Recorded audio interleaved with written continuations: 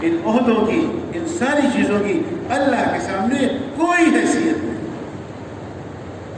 عائشہ نے فرمایا ایک دفعہ عبدالوہاب صاحب نے مولانا محمد یوسف صاحب رحمۃ اللہ علیہ جب بیان کرتے تھے تو اللہ کے ان 4 صفاتی ناموں پہ بیان کرتے، اکثر ان پہ بیان کرتے، اور فرمایا حضرت جی ایسے بیان نہیں کرتے تھے، 6 مہینے تک یہ موضوع چلتا تھا۔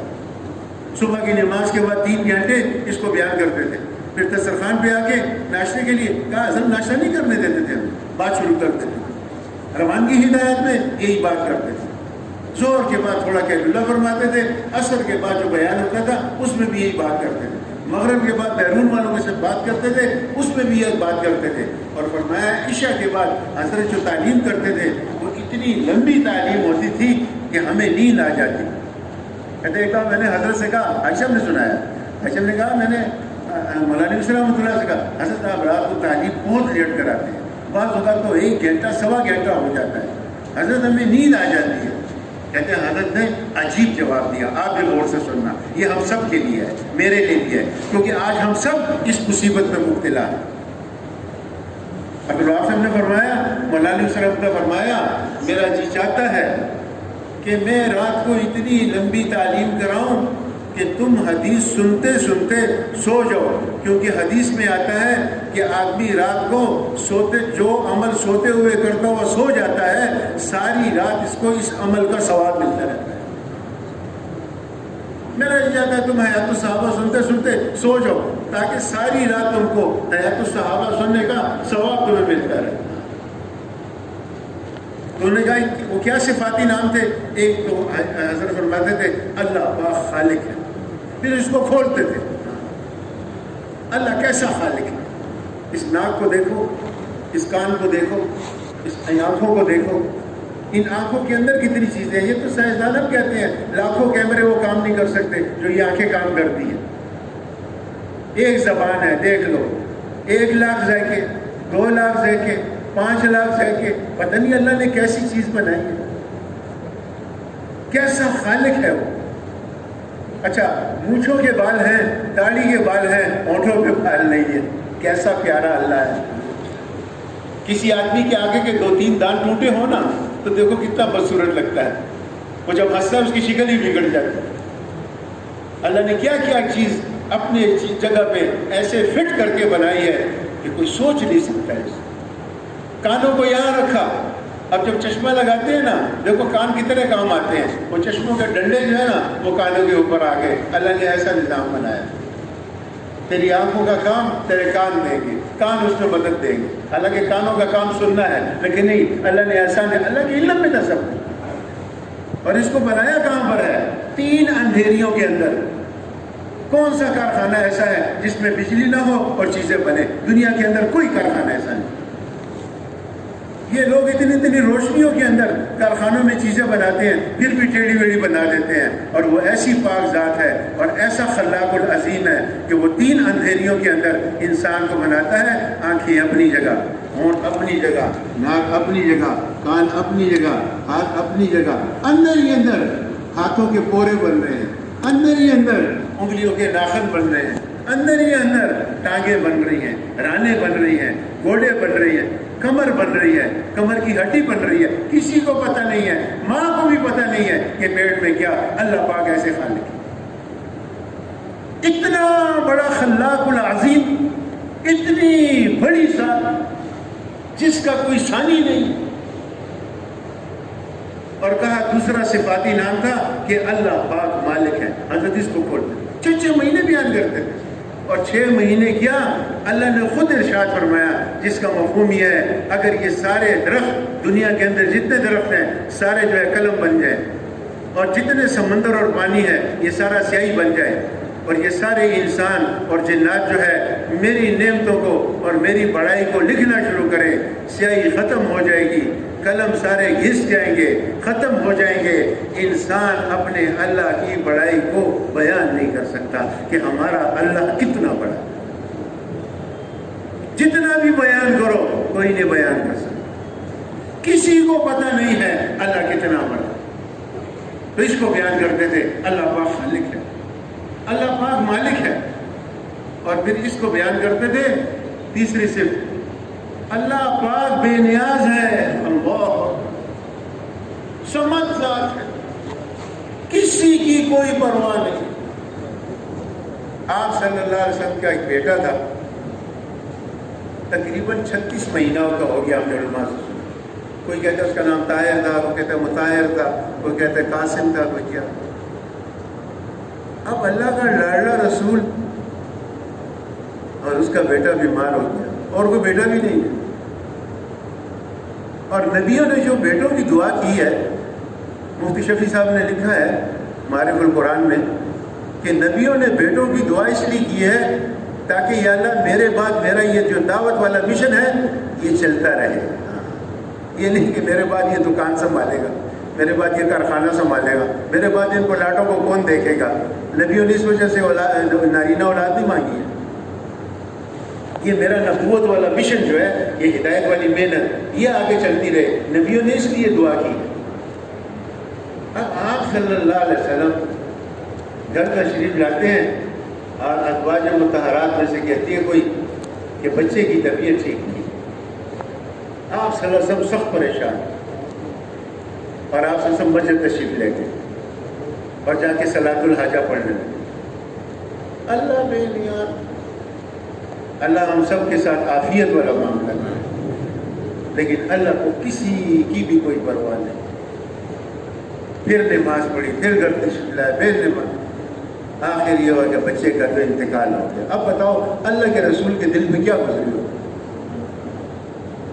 سمجھ ہے بے نیاز۔ ہمیں بھی تو کچھ اللہ کی پرواہ ہونی چاہیے، ہم اپنی نعمتوں کو دیکھیں نا۔ غریب آدمی کے گھر میں دیکھو کتنے جوڑے کپڑے ہیں، کتنے جوڑے جوتے ہیں، کتنے برتن ہیں، کتنی الماریاں ہیں، کتنا سامان ہے، کتنی چارپائیاں ہیں، کتنا گھر کے اندر جو ہے تو کوئی گھر تبدیل کرتا ہے نا اس کو پتہ چلتا ہے میرے گھر میں کتنا سامان ہے، ختم ہی نہیں ہوتا سامان، بسترے ہیں اور چادریں ہیں اور تکیے ہیں، بکس ہیں اور پتہ نہیں کیا کیا چیزیں، یہ سب اللہ نے ہمیں دیا ہوا ہے۔ یہ بیوی اللہ نے ہمیں دی ہے، یہ بچے اللہ نے ہمیں دیے ہیں، یہ بیٹے اللہ نے ہمیں دیے ہیں، یہ بیٹیاں اللہ نے ہمیں دی ہیں، یہ صبح ناشتہ اللہ نے ہمیں دیا ہے، چائے اللہ ہمیں دیتا ہے، کھانا اللہ ہمیں کھلاتا ہے، روٹی اللہ ہمیں دیتا ہے، پھل اللہ ہمیں دیتا ہے، یہ سب کچھ اللہ پاک ہمیں دیتا ہے۔ اللہ کا کوئی حق نہیں ہے، وہ تو بے پرواہ ہے، ہماری کسی عمل کی اس کو ضرورت نہیں۔ عبد الوہاب صاحب نے فرمایا اللہ حضرت اس کو بولتے تھے اللہ بے نیاز ہے، اور چوتھی جو اللہ کی صفت ہے حضرت یہ بیان کرتے تھے اللہ پاک کے پاس ہر چیز کے خزانے ہیں۔ کوئی آدمی یہ چشمہ لیتا ہے نا اس کو بھی سنبھال کے رکھتا ہے، میرا بھی یہ چشمہ ہے، ہمارے گھر میں بچے ہیں نا تو ہر وقت مجھے چشمے کا ہی غم ہوتا ہے، تو بچہ اس کو توڑ نہ دے، خراب نہ کر دے، میں اوپر رکھتا ہوں، الماری میں رکھتا ہوں۔ ایک قلم آدمی لیتا ہے اس کی بھی حفاظت کرتا ہے، ایک رومال آدمی لیتا ہے اس کی بھی حفاظت کرتا ہے، جوتے لیتے ہیں آدمی پاؤں میں پہننے کی چیز ہے آدمی اس کی بھی حفاظت کرتا ہے۔ ہم بھی جب مرکز آتے ہیں سنبھال کے ایک طرف رکھتے ہیں یار ہمارے جوتے خراب نہ ہوں۔ اتنی بڑی کائنات اور قیامت کے دن ساری اللہ پاک توڑ پھوڑ دیں گے، وہ خزانے ہیں اس کے پاس، اس کو کوئی پرواہ نہیں۔ حضرت فرماتے ہیں تمہیں تو ایک سورج نظر آتا ہے، اللہ پاک کے پاس سورجوں کے خزانے ہیں، تمہیں تو ایک چاند دکھائی دیتا ہے، اللہ پاک کے پاس چاندوں کے خزانے ہیں، رزق کے خزانے ہیں، حسن کے خزانے ہیں، آنکھوں کے خزانے ہیں، عزت کے خزانے ہیں، مال کے خزانے ہیں۔ اللہ پاک خالق ہے، اللہ پاک مالک ہے، اللہ پاک بے نیاز ہے، اور اللہ پاک کے پاس ہر چیز کے خزانے ہیں۔ میرے دوستوں اور بزرگوں دیکھو صاف بات ہے، جب تک ہم روزانہ اپنی زبان سے اللہ اللہ اللہ اللہ نہیں کریں گے اس اللہ کا استحضار ہمیں نہیں۔ یاد رکھیے حاجی صاحب کہتے کہتے قبر میں چلے گئے کہ دیکھو روزانہ ایمان یقین کی دعوت دینی چاہیے، ہر مسلمان کو روزانہ تعلیم کے حلقے میں بیٹھنا چاہیے، ہر مسلمان کو روزانہ ذکر و عبادت کرنا چاہیے، ہر مسلمان کو روزانہ اچھے اخلاق سے مخلوق کے ساتھ سلوک کرنا چاہیے۔ اب ہم سوچیں صبح سے لے کے رات تک ہماری زبان میں کتنی دفعہ اللہ کا نام، ہم اس دن گشت میں گئے، خصوصی گشت میں آدمی کا بوڑھا آدمی کا، میں نے کہا چاچا جی اللہ پاک کی ذات کتنی بڑی ہے؟ ہاں ہاں بڑی ہے۔ میں نے کہا دیکھو اللہ پاک ہمارا خالق بھی ہے، اللہ پاک ہمارا مالک بھی ہے، اللہ پاک بے نیاز ہے اور اللہ کے پاس ہر چیز کے خزانے ہیں۔ کہنے لگا ہاں ہیں۔ میں نے کہا ذرا آپ اپنی زبان سے کہو اللہ پاک خالق ہے، اللہ پاک مالک ہے۔ آپ یقین جانیں میں کوئی 5 منٹ اس کے ساتھ لگا رہا، اس نے ایک دفعہ بھی نہیں کہا۔ کہتا مجھے پتہ ہے نا یار، آپ جو کچھ کہہ رہے ہو مجھے پتہ ہے۔ میں نے کہا خیر ہے، آپ اپنی زبان سے ذرا کہو تو صحیح نا۔ تو جب میں نے 2-4 دفعہ کہا نا تو غصے ہو گیا۔ مجھے کہتے ہیں مجھے نصیحتیں مت کر، میں کوئی منکر نہیں ہوں۔ غصے ہو گیا، لیکن اللہ کا نام اس سے زبان سے نہیں لیا۔ مجرے میں بیٹھے ہوں گے بوڑھے بوڑھے لوگ اور اتنی دنیا کی باتیں کریں گے اور تم اسے کہو گے حاجی صاحب اللہ کا نام دیکھتا بھلو یہ کلمہ پڑھو ذرا، دیکھو ہم نے کلمہ پڑھا ہے۔ یہ گش والوں نے بتایا۔ میں نے کہا حجرے میں ہم گئے گش میں تو وہ گش والے کہتے ہیں نا کہ جی کلمہ ہم نے پڑھا ہے لا الہ الا اللہ محمد رسول اللہ۔ میں نے کہا بابا جی آپ بھی کلمہ پڑھو۔ وہ اتنی باتیں کرتا تھا، وہ متکلم کو چھوڑ ہی نہیں رہا تھا بات کرنے کے لیے۔ متکلم نے کہا کہ کل ضرور خبر ہوا گرم، ہاں ہاں ہاں آپ بات کرو، آپ کی بات بڑی اچھی باتیں ہوتی ہے بچے۔ انہوں نے کہا ہم نے کلمہ پڑھا ہے لا الہ الا اللہ محمد رسول اللہ۔ آپ بھی پڑھو بابا جی، ہے نا تماشا باٹا تھا بچہ تھا نشن ہے۔ اس کو ٹھیک کرنا پڑے گا، ہمارا دل چاہے یا نہ چاہے، ہماری طبیعت مائل ہو یا نہ مائل ہو، ہم تکلف سے یا بات با تکلف جس طرح بھی ہو، ہمیں اللہ اللہ اللہ اللہ کرنا پڑے گا کہ سب کچھ کرنے والی ذات اللہ کی ذات ہے۔ اللہ نے سب کچھ پیدا کیا ہے، اللہ نے سب کچھ بنایا ہے، اللہ کے قبضے قدرت میں ہے، اللہ کے حکم کے بغیر ایک پتہ بھی نہیں ہل سکتا۔ اصل میں یہ انبیاء علیہ السلام کے جو اتنے عجیب عجیب واقعات ہم سنتے ہیں اور پڑھتے ہیں کہ کیا کیا کس کس طریقے سے نبیوں نے اللہ کے حکموں کو پورا کیا ہے اور پھر اس کے بعد حضرات صحابہ کرام نے پورا کیا ہے، اس کی صرف وجہ یہ تھی کہ وہ دعوت دیتے اور دعوت کی وجہ سے اللہ کا استحضار تھا۔ اور نبیوں کی زندگی میں آپ یہ بھی دیکھو گے اور صحابہ کی زندگی میں بھی یہ ملے گا۔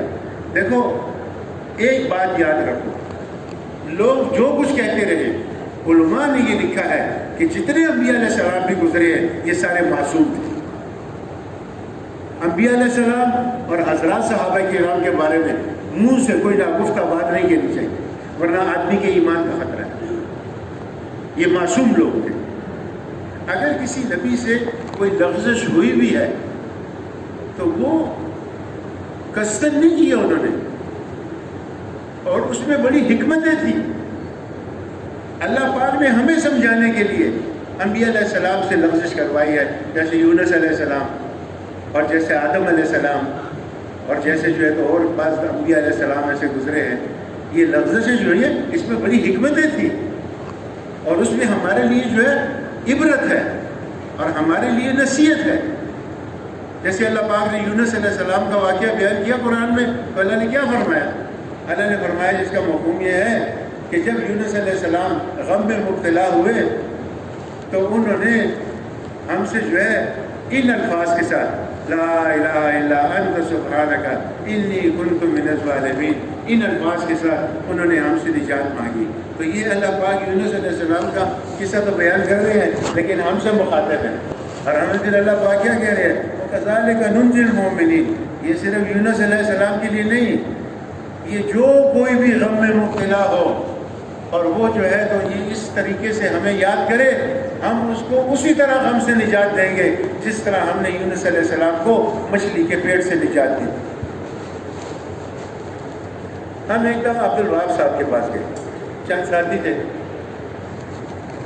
حاجی صاحب عجیب بات تھی، ان کا فکر، ان کی سوچ، ان کا غم، اور پھر ان کے اندر یہ غم تھا کہ میں کس طرح یہ غم ہارے کے دل میں اتاروں۔ دیکھو یہ غم صرف نبیوں کے دل میں ہوتا تھا۔ میں ایک اور قصہ آپ کو سناؤں۔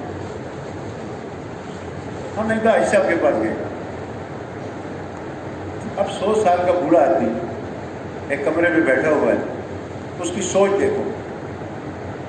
ایسے نے کہا کہ میں ایک دن سوچنے لگا کہ آپ صلی اللہ علیہ وسلم کی جو امت ہے جو گزر گئی، جتنے مومنین دنیا سے چلے گئے آپ صلی اللہ علیہ وسلم کی امت ہی 1450 برس ہو گئے ہیں. اچھا ان میں ایسے بھی ہوں گے جو گناہ گار تھے اور اس وقت ان کو اپنی قبروں میں عذاب ہو رہا ہے. تو میں نے ان کے لیے دعا شروع کر دی کہ اللہ حضور صلی اللہ علیہ وسلم کی امت میں جتنے مومنین ایسے گزرے ہیں کہ اپنے گناہوں کی وجہ سے ان کو قبر میں عذاب ہو رہا ہے، یا اللہ تو ان سے قبر کا عذاب ہٹا دے. سچی بات ہے میں نے تو کبھی یہ دعا نہیں کی ہے، آپ نے کی ہوگی، لیکن ہر آدمی اپنے دل میں سوچے. دیکھو یہ لوگوں کا فکر جو ہے نا، یہ امت کا فکر، جہان کا فکر، یہ نبیوں کے دل میں، یہ نبیوں کا درجہ کیوں چڑھا؟ یہ جو حدیث ہے جس کا مفہوم یہ ہے کہ ایک آدمی رمضان کا مہینہ ہو، لیلۃ القدر کی رات ہو، تہجد کی نماز ہو، بیت اللہ کے پاس حرم کے اندر اور حجر اسود کے سامنے تہجد کی نماز پڑھ رہا ہے. اللہ اکبر. رمضان کا مہینہ، بیت اللہ کے سامنے، حجر اسود کے سامنے اور تہجد کی نماز اور لیلۃ القدر کی رات ہو، اور ایک آدمی تھوڑی سی دیر کے لیے اللہ کے راستے میں کھڑا ہوا. یہ جو تھوڑی سی دیر کے لیے کھڑا ہوا یہ اس سے افضل ہے. یہ کیا بات ہو گئی؟ اتنے فضائل اور یہ اللہ کے راستے میں تھوڑی دیر کے لیے کھڑا ہوا. علماء نے اس میں بحث کی ہے. علماء کرام فرماتے ہیں کہ یہ جو حجر اسود کے سامنے کھڑے ہو کے لیلۃ القدر کی رات میں منع نہیں ہے، دیکھو اس کی نفی نہیں ہے، یہ سمجھانے کے لیے یہ حدیث اور یہ بات ہے. اس کا غلط مطلب نہیں یہ نہ لیں کہ ہم آئندہ تہجد نہیں پڑھیں گے یا ہم حجر اسود کے سامنے نہیں کھڑے ہوں گے یا ہم لیلۃ القدر کا اہتمام نہیں کریں. نہیں، وہ اپنی جگہ فضائل مسلم ہے، اس کی کوشش کرنی چاہیے. لیکن یہ جو امت کا غم ہے، جو نبی کے دل کے اندر جو فکر اور غم ہوتا تھا، اس کو بیان کیا گیا کہ وہ کتنی اونچی چیز ہے، اور یہ ہر ایک کے دل میں نہیں ہوتا.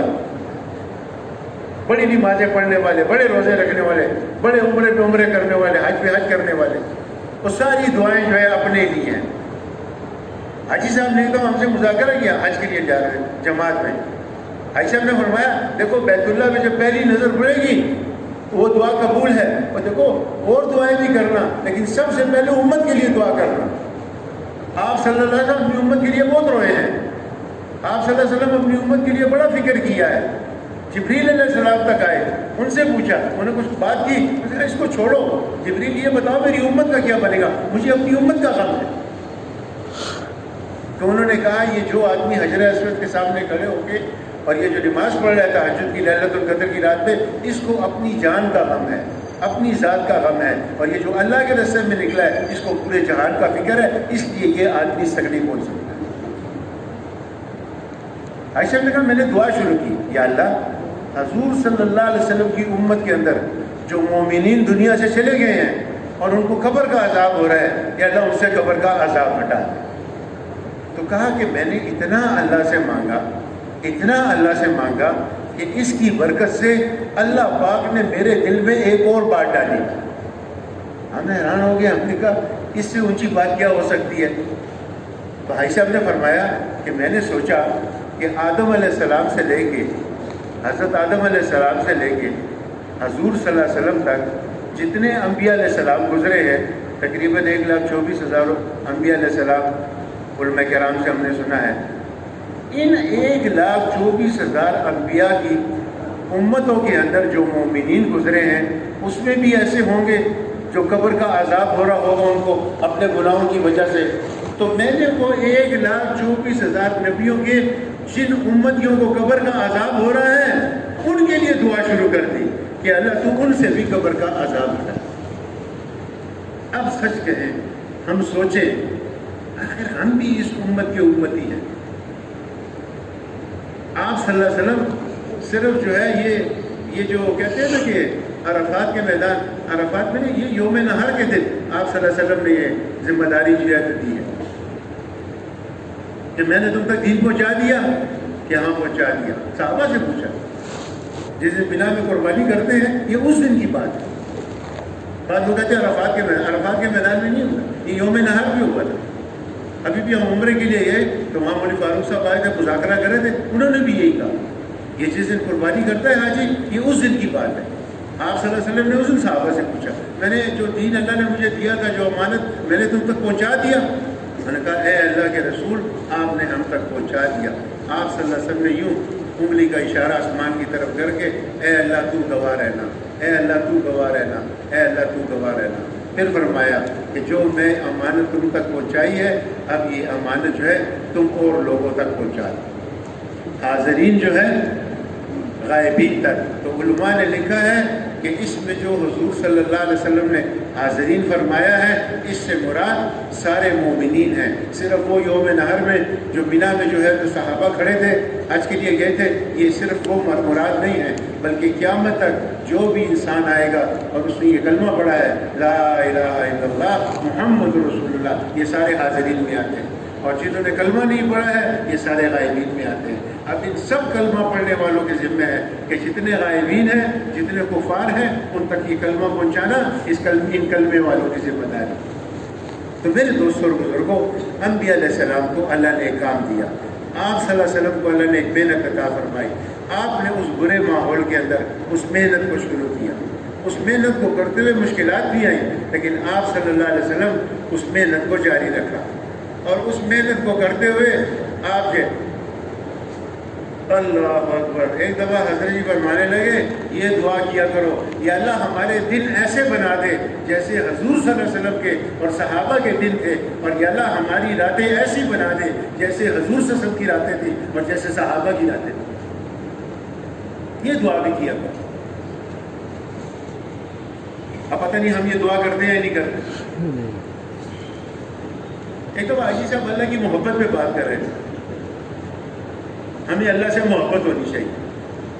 تو آپ یقین جانو عجیب بات فرمایا کہ دیکھو ہم ہر کام کے لیے صلاۃ الحاجہ پڑھتے ہیں، یا اللہ میرے بیٹے کی نوکری لگ جائے صلاۃ الحاجہ، میری بیٹی کا اچھا رشتہ آ جائے صلاۃ الحاجہ، یا اللہ میری دکان چلنے لگے صلاۃ الحاجہ، یا اللہ مجھے مکان دے دے صلاۃ الحاجہ۔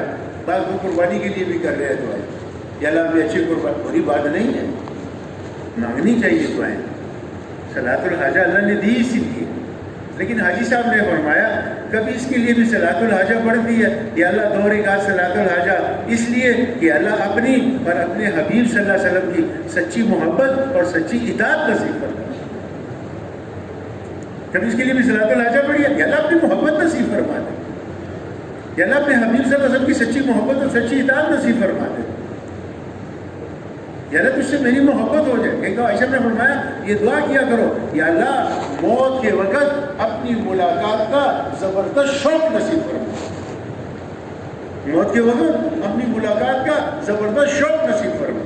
میں کبھی سوچتا تھا کہ حاجی صاحب یہ کیوں کہتے ہیں کہ دعا یہ کیا کرو کہ موت کے وقت اللہ تیری مجھے ملاقات کا شوق نصیب کرے۔ پھر ایک دن ایک مولوی صاحب نے حدیث سنائی، یہ بخاری شریف کی حدیث ہے، جس کا مفہوم یہ ہے، اللہ جل شان فرماتے ہیں جس کا مفہوم یہ ہے کہ جو بندہ میری ملاقات کا شوق رکھتا ہے اللہ بھی اس سے ملاقات کا شوق رکھتا ہے، جو بندہ میری ملاقات کا شوق نہیں رکھتا اللہ بھی اس سے ملاقات کا شوق نہیں رکھتا۔ اللہ ہمیں اپنے قریب کرنا چاہتے ہیں، ہم اللہ سے دور بھاگ رہے ہیں۔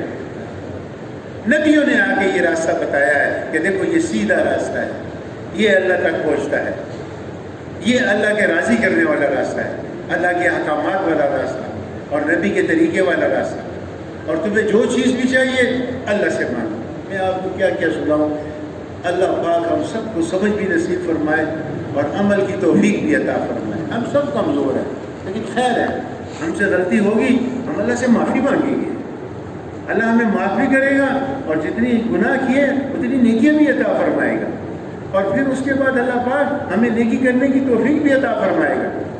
بھائی صاحب نے فرمایا دیکھو مثال کے طور پہ ایک کمرے میں 8-10 عورتیں بیٹھی ہیں، اور وہاں 1 سال کا ایک بچہ بھی ہے، اور یہ ساری عورتیں جو ہیں اس بچے کی رشتہ دار ہیں، کوئی اس کی خالہ ہے، کوئی اس کی پھوپھی ہے، کوئی اس کی ممانی ہے، کوئی اس کی دادی اماں ہے، کوئی اس کی نانی اماں ہے، اس کی ماں بھی بیٹھی ہوئی ہے۔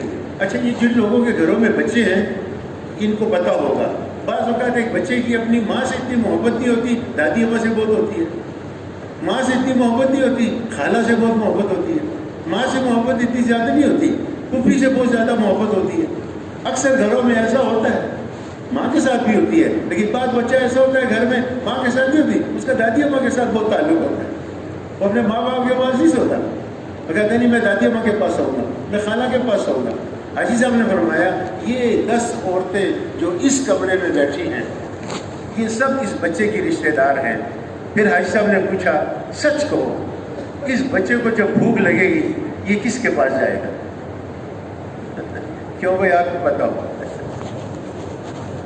خالہ کے ساتھ بڑی محبت ہے، خالہ اس کو پکڑتی بھی ہے، یہ چیختا ہے روتا ہے مجھے چھوڑ دو، اس وقت وہ ماں کے پاس جائے گا۔ حاجی صاحب نے فرمایا بھائی اسی طرح ہماری جب بھی کوئی حاجت ہو کوئی ضرورت ہو ہماری نگاہ اللہ پاک کی ذات عالی کی طرف جانی چاہیے، کسی طرف بھی نہ جائے، بس ہم اپنے دل کو سمجھائیں دیکھ میری یہ جو حاجت پوری ہوگی نا یہ اللہ پوری کرے گا، یہ اور کوئی پوری نہیں کر سکتا۔